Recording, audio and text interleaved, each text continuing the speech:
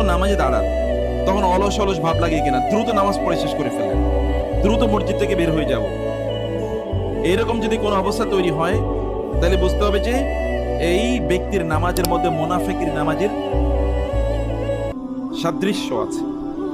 নবীজি সাল্লাল্লাহু আলাইহি ওয়াসাল্লাম বলেছেন, তিলকা সলাতুল মুনাফিকি, ওটা হচ্ছে মুনাফিকের নামাজ, ওটা হচ্ছে মুনাফিকের নামাজ। আপনি দেখবেন যে যখন লোকেরা খেলা দেখে অথবা যখন তারা গল্প করে তখন ঘন্টার পর ঘন্টা সময় চলে যায়, তার তখন কোনো মাথা ব্যথা থাকে না। কিন্তু যখন নামাজটা একটু লম্বা হয় তখনই তার মাথা ব্যথা। আপনাকে বুঝতে পারছেন, ইমাম সাহেব একটু লম্বা সূরা নিল, এখন একদল মুসল্লির তার কি মাথায় তখন রক্ত উঠে যায়, কেন এত লম্বা সূরা নিল?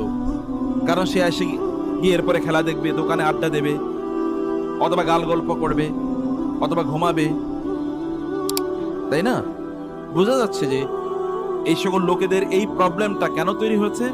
এই তৈরি হওয়ার একটাই মাত্র কারণ, তা হলো এই লোকে গুনার মধ্যে নিমজ্জিত হয়ে পড়েছে।